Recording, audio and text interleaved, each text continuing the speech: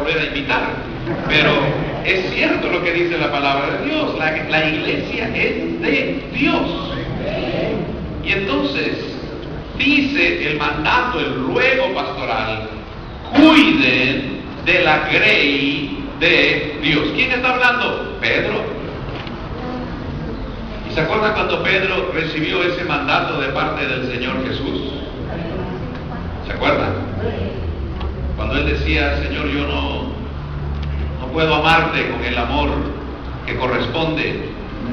Y a pesar de eso el Señor le decía: cuida mis corderos, alimenta mis corderos, pastorea mis ovejas. Ese es todo un mandato pastoral que hay que analizarlo por separado.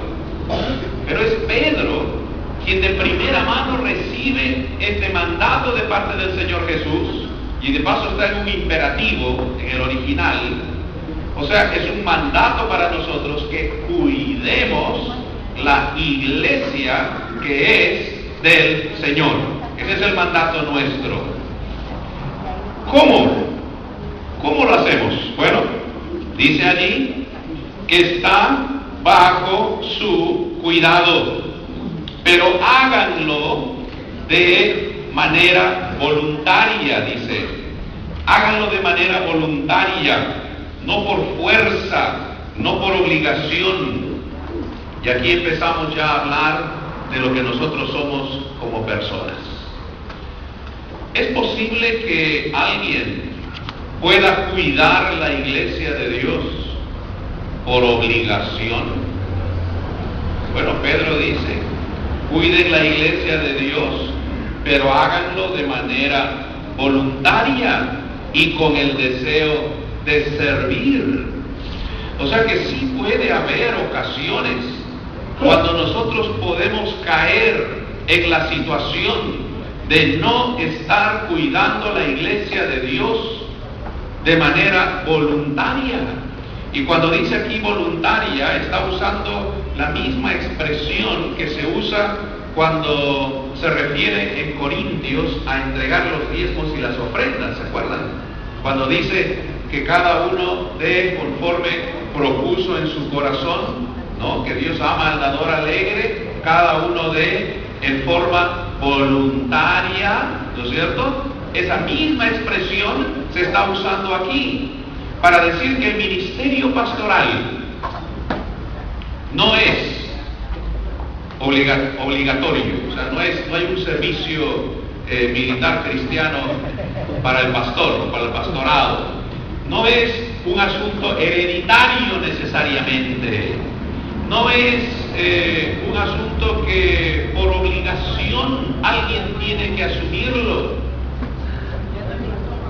Tiene que haber un llamado de por medio. Dios llama a hombres y mujeres a servir en el ministerio, y son puestos en el ministerio porque han sido llamados por Dios primero. Y como los apóstoles, dejándolo todo, le siguieron, dice la palabra, ¿no? Dejándolo todo, le siguieron.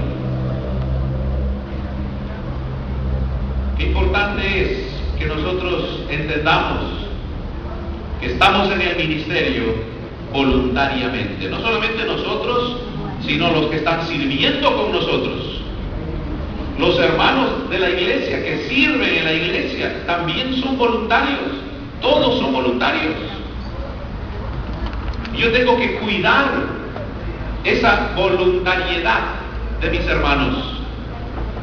¿Y cuántos hay que se decepcionan, se desilusionan del trabajo en la iglesia por actitudes incorrectas del liderazgo que a veces ejercemos? Entonces no perdamos esa espontaneidad, esa alegría de servir al Señor voluntariamente. Nadie nos puso en el ministerio a la fuerza, nadie entra al ministerio porque no tenía otra cosa que hacer, como vamos a ver más adelante.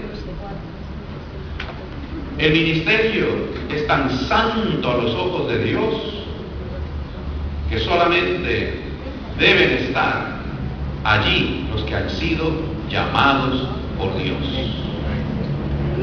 con un llamamiento bien claro, un llamamiento meridiano, un llamamiento para el cual no hay ninguna duda al respecto. Así tiene que ser. Porque van a haber momentos en el ministerio tan duros y difíciles de soportar, que a menos que no hayas sido llamado por Dios y puesto por Dios en ese lugar, no lo vas a poder resistir. La única manera de enfrentarlo es por la convicción profunda que Dios un día me llamó. Y hay momentos en la vida cuando le decimos: Señor, yo no entiendo lo que está pasando, no sé lo que estoy enfrentando. Lo único que sé es que tú me llamaste un día y me pusiste aquí, y es lo único que entiendo hasta ahora. Entonces Dios nos va a levantar y llevar para adelante. Por eso dice este verso: cuiden la iglesia, la grey de Dios, que está bajo su cuidado, pero háganlo de manera voluntaria y con el deseo de servir, y no por obligación ni por el mero afán de lucro. Hermanos, si una persona desea lucro, que es normal, ¿no es cierto?, que es justo en la vida, aún para los cristianos, ¿no?, queremos ser bendecidos materialmente, está bien, gloria a Dios, Dios te bendiga, Dios te use, pero no lo busques en el ministerio pastoral. El ministerio pastoral es de renuncia tras renuncia, y la promesa es que nunca te va a faltar. Dios te va a sostener porque le estás sirviendo a Él, y Él es el que te paga, Él es el que te sostiene. Pero no esperes enriquecerte en el ministerio pastoral. Y el apóstol Pedro, y más adelante vamos a ver el apóstol Pablo, también mencionan este aspecto delicado como un aspecto fundamental en el carácter del siervo y de la sierva de Dios. Es totalmente legítimo que tengas metas económicas y materiales en la vida, pero si las tienes, no entres al ministerio pastoral, porque en el ministerio pastoral no hay ganancia, no hay enriquecimiento. El Señor suple toda tu necesidad, y la de tu familia, la de tus hijos, pero no puedes combinar ese deseo de enriquecimiento, que es normal y lógico para cualquier hermano en Cristo, con el ministerio pastoral. Tiene que haber una renuncia, tiene que haber una pérdida. Tienes que entenderlo. En el ministerio pastoral no vas a ganar en ese aspecto.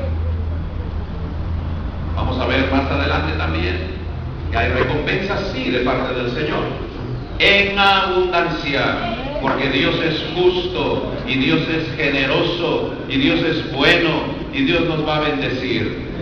Pero cuando se trata de ministrar en la iglesia, mi motivo no tiene que ser el lucro, porque entonces desviamos la atención de este encargo precioso que Dios nos ha dado, donde dice que cuidemos de la grey de Dios.